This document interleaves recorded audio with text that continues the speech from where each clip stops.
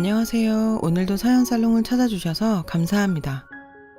얼마 뒤면 두 번째 결혼기념일을 맞게 되는 결혼 2년차 새댁이에요. 저희 부부는 맞벌이를 하는데요. 남편은 회사에 다니고 저는 집에서 프리랜서로 일을 하고 있어요. 왜 이런 말들이 있잖아요. 며느리 사랑은 시아버지다. 사위 사랑은 장모다. 저는 이 말에 100% 동의해요. 우리 집만 봐도 딱 그렇거든요. 저희 시아버님도 저를 친딸처럼 사랑해 주시지만 특히 저희 엄마는 제 남편을 친아들처럼 아주 끔찍히 생각하시거든요. 가끔은 제가 질투를 할 정도로요. 그럴 때마다 엄마는 이러세요. 나한테 우리 지훈이는 사위가 아니라 아들이야, 아들. 그러시면서 얼마나 제 남편을 챙기시는지 몰라요. 그런데 엄마의 이런 모습을 볼 때마다 저는 가슴 한켠이 짠해져요. 저희 엄마가 이러시는 데는 특별한 이유가 있거든요. 지금부터 그 이야기를 하려고 해요. 저는 어린 시절만 생각하면 아직도 악몽을 꿀 정도로 힘든 시절을 보냈어요. 저희 가족은 원래 4명이었어요. 엄마와 아빠, 그리고 제 위로 오빠가 하나 있었죠. 엄마는 20대 초반에 아빠와 결혼을 하셨고 바로 오빠를 낳으셨어요. 엄마가 아빠와 결혼한 데에는 이유가 있었어요. 바로 돈 때문이었죠. 엄마 친정이 너무 가난했거든요. 부모님의 결혼은 외할아버지 지인분이 다리를 놓아주셔서 가능했어요. 집안이 녹록하긴 한데 아들내미가 망나니라 어디 데려갈 사람이 없는 모양이야. 그래도 돈 있는 집이라 거기로 시집가면 돈고생은 안 할 걸세. 딸한테 망나니 남편을 맺어주는 게 걸리긴 했지만 돈 걱정 안 하고 살 거란 말에 외할아버지는 혼사를 진행했어요. 엄마는 그렇게 팔려가듯 결혼하게 됐죠. 아빠는 소문 그대로 망나니였어요. 술을 물 마시듯 하고 돈도 펑펑 써댔죠.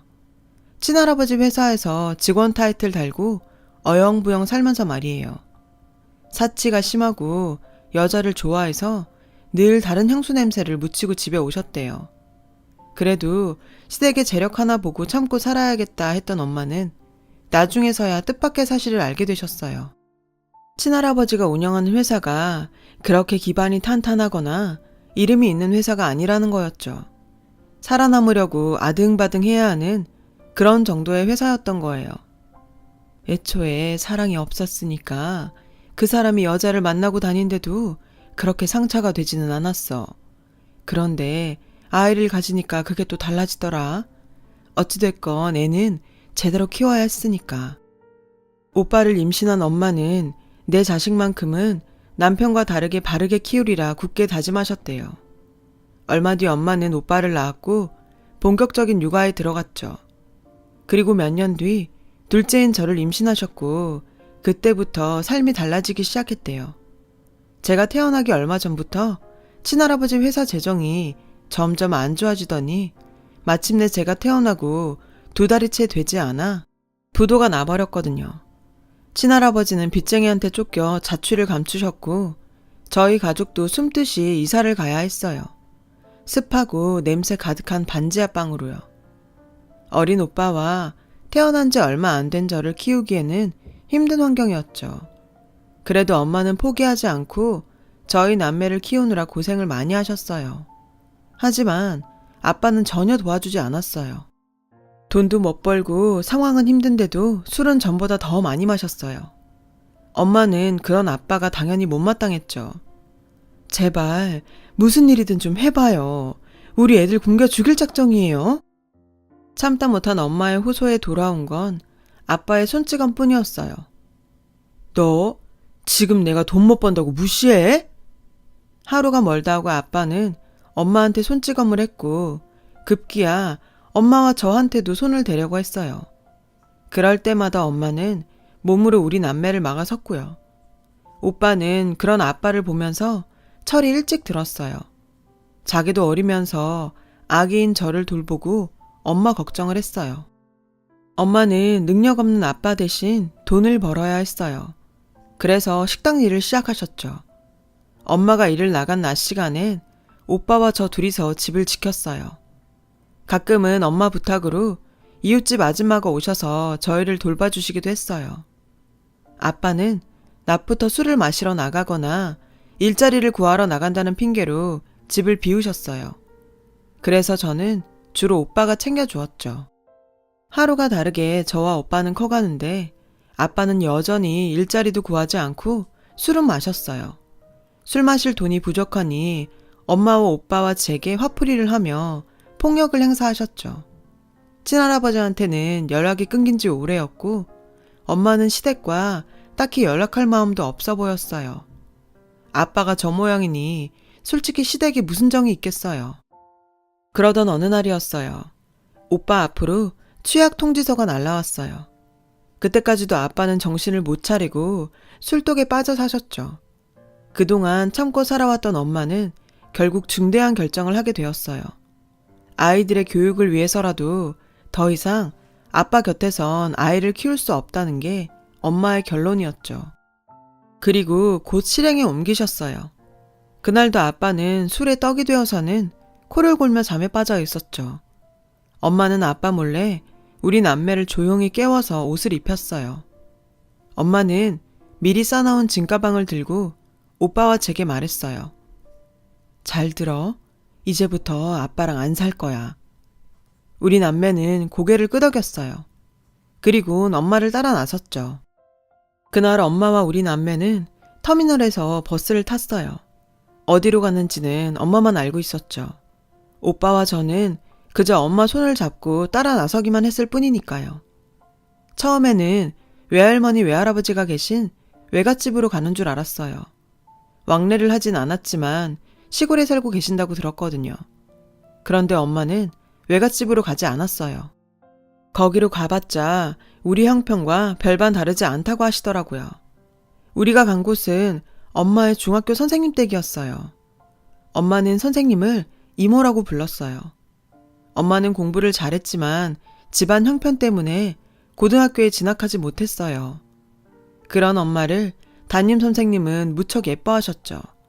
엄마가 대견하다고요.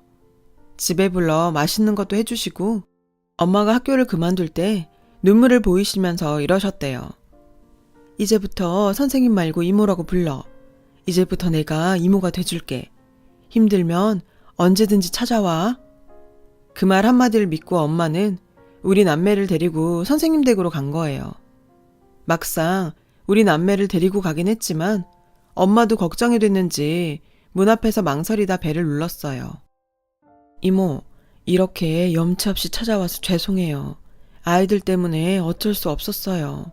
큰아들이 이제 초등학교에 들어가는데 애아빠 옆에 도저히 내버려 둘 수가 없었어요. 엄마는 울먹이며 말했어요. 선생님 역시 엄마를 보곤 울먹이셨어요. 너처럼 똑똑하고 착한 애가 그깟 돈이 뭐라고 그런 집에 시집을 가선 이런 신세가 된 거니? 속상해서 정말. 두 분은 한참을 그렇게 우셨어요. 어느 정도 감정이 정리되자 선생님은 앞으로 우리가 살 방법을 생각해 보자고 하셨죠. 일단 살 집부터 구해야겠다고 하시며 건물을 가지고 있는 사촌동생한테 혹시 남는 방이 있는지 알아보겠다고 하셨어요.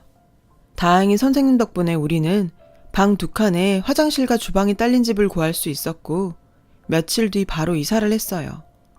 엄마는 상가 청소와 건물 관리를 맡게 되었어요. 그와 별개로 엄마는 마트 판매원 일까지 구하셨죠. 우리 남매는 마냥 행복했어요. 아빠의 그늘로부터 벗어날 수 있었으니까요. 3월이 되고 오빠는 그 지역 초등학교에 입학을 했어요.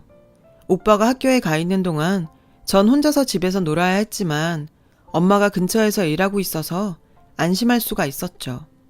그렇게 우리 식구는 4명에서 3명으로 줄었지만 오히려 행복감은 곱절로 는 것 같았어요. 적어도 그 집에서는 우리 3 식구가 걱정 없이 살 수 있었으니까요. 가난했지만 행복한 순간이었죠. 선생님께서는 음식도 가져다 주시고 엄마가 바쁠 땐 저희를 돌봐주셨어요. 제가 초등학교에 입학을 하고부터는 엄마는 더 많은 시간을 일을 할 수가 있어서 수입도 더 늘었고요. 오빠는 하루하루 더 어른스러워졌고 엄마를 닮아 그런가 공부도 잘했어요. 초등학교 6년 내내 모범생이었죠. 저도 오빠를 보고 자극을 받아서 공부를 열심히 했고요. 오빠는 중학교에 진학하고 나서부터 진로 고민을 했어요. 돈을 벌고 싶다고 하더라고요. 그래서 대학에 갈 생각이 없다고 했죠. 하지만 엄마는 생각이 달랐어요. 네가 정말 엄마를 생각한다면 당장 돈 벌 생각을 할 게 아니라 내 미래를 위해서 대학에 진학하는 게 맞아. 돈은 대학 졸업하고 벌어도 되잖니.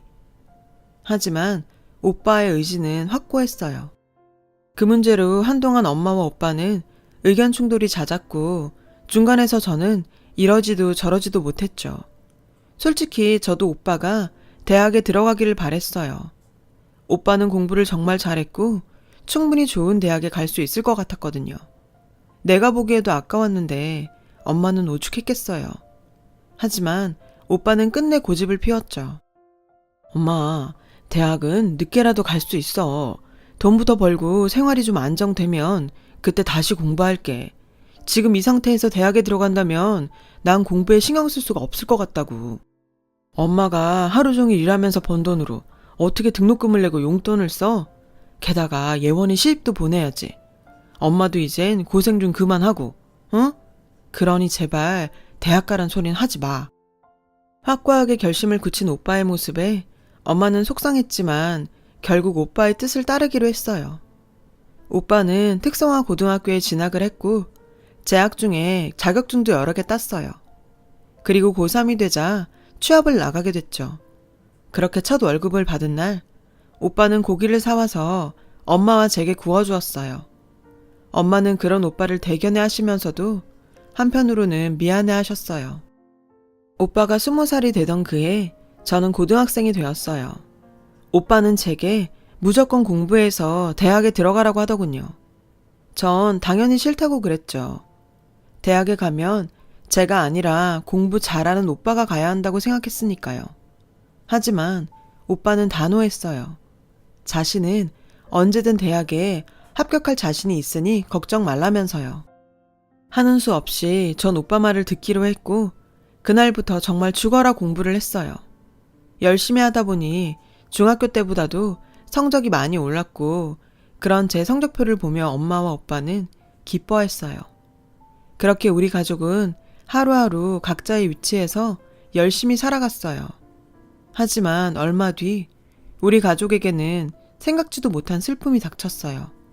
바로 오빠의 죽음이었죠. 그날은 원래 휴무날이었지만 오빠는 전날 하던 일을 마무리한다며 늦은 출근을 했고 회사 근처 도로에서 음주운전 차량에 치이고 말았죠. 당시 가해자는 만취 상태였어요. 엄마와 제가 응급실에 도착했을 때 오빠는 심폐소생술을 받고 있었어요. 엄마와 저는 울면서 오빠가 제발 살아나기를 기도했지만 오빠는 끝내 숨을 거두고 말았어요.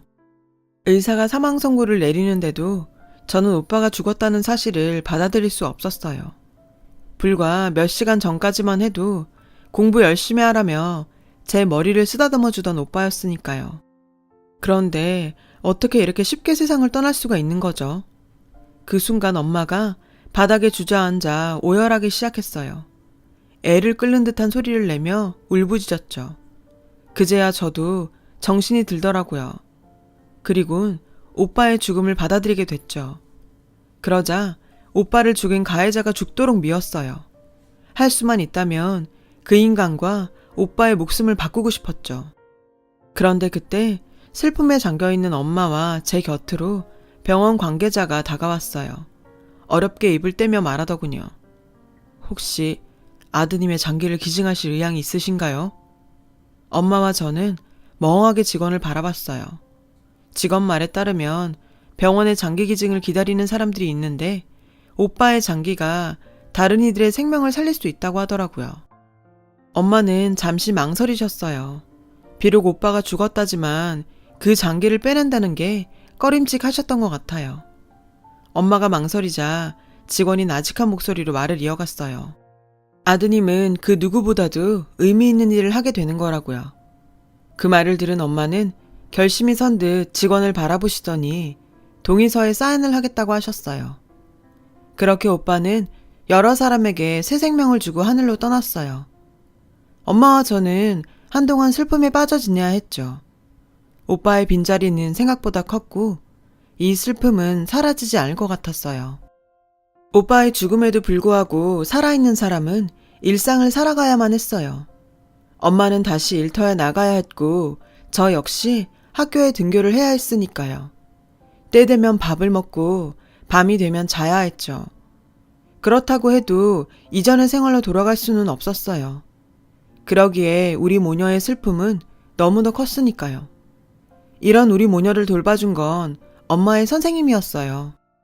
저희 집에 들러서 밥도 챙겨주시고 위로도 해주셨죠. 학교에서도 마찬가지였어요. 담임 선생님부터 친구들까지 모두 제게 신경을 써주며 챙겨주었죠. 오빠의 49제가 지나고 엄마와 함께 오빠의 옷가지와 짐들을 정리했어요. 그리고 오빠의 통장을 발견하게 되었죠. 오빠가 일을 시작하면서부터 모은 돈 전부가 들어있었어요. 그리고 통장 겉면에는 포스트잇이 한 장 붙어 있었죠. 사랑하는 엄마, 착한 내 동생 예원이, 우리 가족 모두 행복하자 라고 적혀 있더군요. 엄마와 저는 그 통장을 보며 또 한참을 울었어요. 오빠가 없는데 이딴 돈이 다 무슨 소용인가 싶었죠. 왜 하필 우리 오빠한테 이런 일이 생긴 건지 하늘이 원망스러웠어요. 예원아, 우리 네 오빠 말대로 행복해지자. 그래야 네 오빠도 하늘나라에서 우리를 내려다보며 행복할 수 있지 않겠니? 네 오빠가 그렇게 원하는데 오빠를 위해서라도 우리 행복해져야 해. 엄마는 제 손을 꼭 잡고는 애써 미소를 지어 보이셨어요. 그런 엄마를 보며 저 역시 미소를 지어 보였죠. 그리곤 오빠 몫까지 열심히 살아서 엄마를 행복하게 해주겠다 다짐했죠. 이후 엄마와 저는 마치 예전 일상으로 돌아간 것처럼 씩씩하게 생활을 해 나갔어요. 그렇게 열심히 살아낸 덕에 전 대학교에 들어가게 되었죠. 그 무렵 가해자 측으로부터 합의금과 보험금을 받을 수 있었어요. 솔직히 오빠의 목숨과 바꾼 돈이었기에 손도 대기 싫었어요. 하지만 엄마는 저와는 생각이 달랐어요. 그 돈을 제 대학 등록금으로 쓰자고 했죠. 오빠가 입버릇처럼 했던 말처럼 오빠가 절 대학에 보내주는 걸로 생각하자고요. 오빠도 그러길 바랄 거라고요. 결국 저는 엄마 뜻을 따르기로 했어요. 대학을 다니는 내내 저는 성적 장학금을 탔어요. 대학 중에 관련 직종 자격증도 여러 개를 땄고요. 오빠의 목숨과 바꾼 돈으로 학교를 다니는 만큼 할 수 있는 한 최선을 다하고 싶었거든요. 그 덕분에 저는 졸업도 하기 전에 취업에 성공할 수 있었어요. 그리고 졸업식 날 엄마와 함께 학사모를 쓰고 찍은 사진을 들고 오빠 납골당에 가지고 갔어요. 오빠 덕분에 대학도 졸업할 수 있었고 좋은 회사에 취직도 할 수 있었다고 고맙다고 했어요. 그리고는 그 사진을 오빠 유골함 옆에 놓아두었어요. 하늘에서도 오빠가 잘 볼 수 있도록요. 입사 후 한동안은 업무에 적응하느라 정신이 없었어요. 그래도 시간이 지나니 일도 손에 붙고 직장 동료들과도 많이 친해져서 직장 생활도 즐기며 하게 되었죠. 그리고 얼마 뒤 연애도 하게 되었어요. 바로 지금의 남편이죠. 남편은 저보다 6살 연상으로 직장 선배의 친구예요. 지금은 비록 친구라고 하기도 뭐한 사이가 됐지만요. 왜냐면 지금은 서로 앙숙이 됐거든요. 그 선배는 신입 여직원들에게 추근되는 걸로 유명했어요. 저도 피해자 중 하나였고요. 지금 생각해도 치가 떨리는 놈이에요. 그 선배는 퇴근 시간에 건물 밖에서 치근덕댔어요. 오늘 시간 어때? 둘이 술이나 한잔 할까? 저는 신입이라 싫다고 하기도 곤란한 상황이었죠. 그런데 그때 마침 남편이 나타났죠. 야, 너 아직도 이러고 사냐? 나이가 몇인데 여직원들한테 주접이야. 너 이러는 거 네 여자친구는 아냐? 남편은 짜증스럽게 말했죠. 그리고는 제 손목을 잡고 있던 선배의 팔을 떼어 놓았어요. 선배는 똥 씹은 표정이 되었죠. 이분은 내가 정류장까지 모셔다 드릴게. 넌 네 여자친구한테나 가봐라. 그날 남편은 절 혼자 보내기 불안했대요. 선배가 따라 붙을까 봐요. 버스 정류장까지 남편의 에스코트를 받은 저는 몇 번이나 고맙다고 인사를 했어요. 뭐가요? 저놈은 동창들도 다 싫어해요. 동기라서 대화에 끼워주는 거지. 그나저나 앞으로 저놈 조심하세요. 그렇게 첫 만남을 가지고 며칠 뒤 퇴근 시간에 남편이 다시 나타났어요. 나중에 들으니 첫 만남에 호감이 생겨 저와 잘해보고 싶은 마음이 있었대요. 그러면서 말로는 선배가 또 수작을 부릴까봐 감시하러 왔다고 하더군요. 그런 남편한테 저 역시 호감이 생겼죠. 제게 추근댔던 선배는 얼마 뒤 사내 성희롱으로 고발당해서 해고가 됐고 그 무렵 저는 남편한테 고백을 받았어요. 저 역시 마음이 있던 터라 우리는 그날을 시작으로 사귀게 되었죠. 사귀고 반년 후에 저는 제 가정사와 오빠에 대해 남편한테 말했어요. 남편은 저와 사귀는 동안 종종 저희 집에 찾아와 저희 엄마한테 아들처럼 살갑게 굴었어요. 엄마는 마치 오빠가 살아 돌아온 것 같다며 남편을 유독 예뻐하셨죠. 그러면서 문득문득 눈시울을 붉히기도 하셨고요.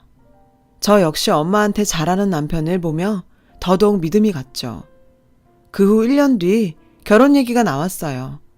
남편은 앞으로 누구도 저처럼 사랑할 자신이 없다며 장모님도 친어머니처럼 모실 테니 결혼해달라며 청혼을 했고 저는 기쁘게 청혼을 받아들였어요.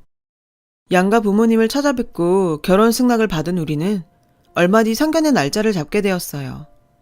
그런데 상견례를 일주일 앞두고 남편이 갑자기 상견례를 미루자고 하지 뭐예요. 처음엔 사정이 있어 그런가 보다 했는데 미룬 날짜가 다가오니 또 다시 미루자고 하더라고요. 그렇게 3번이나 날짜를 미루자 저도 더는 못 참겠더라고요. 그래서 이럴 거면 그만두자고 해버렸죠. 미안해. 정말 중요한 일을 아직 해결 못해서 그래. 절대 다른 맘 있는 거 아니니까 믿고 기다려주라. 응? 남편의 얼굴을 보니 거짓말은 아닌 것 같아서 전 다시 믿고 기다리기로 했어요. 하지만 중요한 일이 뭔지는 알고 싶었죠. 그래서 몇 번이나 물어봤는데 번번이 기다려달라는 말뿐 무슨 일 때문인지는 말해주지 않았어요. 할 수 없이 전 잠자코 기다려야 했죠. 그렇게 2달 정도가 흘렀고 엄마는 상견례 안 하냐고 성하셨어요. 저는 그때마다 핑계로 무마해야 했죠. 그러던 어느 날이었어요. 남편이 상견례 날을 잡자고 하더라고요. 그렇게 우리는 어렵게 상견례를 하게 되었어요. 상견례 당일 엄마는 많이 긴장하셨어요. 남편과 빨리 결혼했으면 하셔서 상견례도 기다리셨는데 막상 닥치니 아무래도 엄마와 저 단 둘이 나가는 게 마음에 걸리셨던 모양이었죠. 저는 그런 엄마를 달래서 상견례 장소인 한정식집으로 향했어요. 엄마와 저는 잔뜩 긴장한 얼굴로 룸으로 들어갔어요. 남편과 시댁 식구들이 먼저 와 있더군요. 저희는 늦어서 죄송하다고 인사를 하고 자리에 앉으려는데 글쎄 남편이 저희 엄마한테 큰 절을 올리지 뭐예요. 엄마는 당황하시며 이러지 말라고 남편을 일으켜 세우라고 하셨어요. 그런데 그 순간 시부모님과 시동생까지 다가와 저희 엄마한테 고개 숙여 인사를 하더라고요. 도대체 무슨 일인가 싶었죠. 오빠, 왜 그래? 지금 뭐 하는 거야? 어머님, 아버님 왜 이러세요? 제가 당황해서 허둥지둥 하는데 그때 남편이 고개를 들었어요. 남편의 얼굴은 눈물 범벅이었죠. 어머니, 늦게 알아서 죄송합니다. 정말 죄송해요. 영문도 모르고 사과를 받으신 엄마는 당황한 표정으로 도대체 무슨 소리를 하는 거냐고 남편한테 물었어요. 그러자 시어머니께서 다가와 저희 엄마 손을 꼭 잡으시더니 그러시는 거예요. 사부인, 얼마나 마음이 아프셨어요. 부모된 입장에서 쉽지 않은 결정이셨을 텐데 저희는 죄송스럽고 감사한 마음뿐이에요. 정말 큰 신세를 졌습니다. 시어머니는 울먹이며 말씀하셨어요. 그때까지만 해도 엄마와 저는 이게 무슨 소린가 싶었어요. 그런데 남편이 다가와 저희 엄마 손을 자기 가슴에 대며 하는 얘기를 듣고 그제야 전말을 알게 되었죠. 어머님, 들리세요? 아드님 심장이 뛰는 소리가요.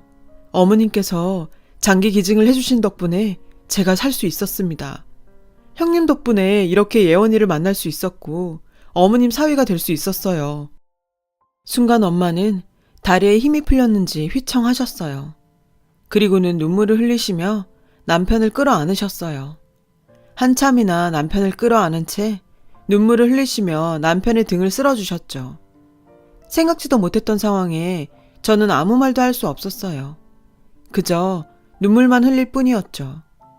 오빠의 심장을 이식받은 남자를 만나 사랑에 빠지게 될 줄 누가 알았겠어요. 저희 엄마가 어느 정도 진정이 되자 아버님이 상황을 설명해 주셨어요.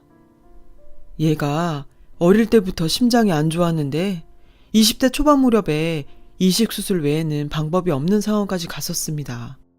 대기자 명단에 올려놓기는 했지만 심장은 기증자가 쉽게 나오지 않는 터라 저는 그때 몇 자리까지 알아봤었지요. 그런데 아드님이 심장을 기증해 주시는 바람에 저희 아들이 살 수 있었습니다. 남편은 결혼에 앞서 심장을 기증해준 장기 기증자 유가족을 만나 감사 인사를 드리려고 센터를 찾아갔지만 기증자 유가족의 정보를 알려줄 수는 없다는 답변을 들었대요. 몇 번이나 찾아가 사정을 했음에도 거절을 당하자 결국 업체를 통해 수소문할 수밖에 없었고 그마저도 번번이 유가족을 찾는데 실패해 상견례를 미룰 수밖에 없었다고 했어요. 그러다 얼마 전 업체로부터 장기 기증자 유가족을 찾았다는 연락을 받았고 이름과 주소지를 보고는 자신에게 심장을 기증해준 사람이 제 오빠라는 사실을 알고 놀랐다더군요. 남편한테 그 사실을 전해들은 시부모님도 놀라기는 마찬가지였대요. 정말 하늘이 정해준 인연이 아니고서는 어떻게 이런 일이 있을 수 있냐고 하셨다네요. 사부인, 이 모든 게 하늘에서 아드님이 두 사람을 이어준 덕분 아니겠어요? 그러지 않고서야 어떻게 이런 일이 있습니까? 그래서 말입니다만 따님 걱정은 하지 마십시오. 예원이는 저희가 친딸처럼 마음을 다해 잘 돌보겠습니다. 저희 엄마 역시 제 남편을 사위가 아닌 아들처럼 아끼며 보살피겠다고 하셨죠. 그렇게 우리 부부는 양가의 아들과 딸이 되어 결혼식을 올릴 수 있었어요. 저는 요즘도 가끔 남편의 심장 위로 손을 올려보곤 해요. 눈을 감고 심장 소리를 들으면 꼭 오빠가 내 곁에 있는 것 같거든요. 저는 우리 두 사람을 이어준 오빠를 생각해서라도 평생 남편을 아끼고 사랑하며 살아갈 생각이에요. 오빠가 제 옆에서 늘 저를 지켜보고 있다고 믿으면서요. 어떤 인연을 언제 만날지 모르는 이 세상에서 제 사연을 들어주신 분들과도 좋은 인연이라고 믿습니다. 그래서 여러분 모두 정말 행복하셨으면 해요. 감사합니다. 여러분, 사연 댓글에 응원과 현명한 조언 부탁드려요. 좋아요와 구독은 저에게 큰 힘이 됩니다. 오늘도 좋은 일 가득하세요.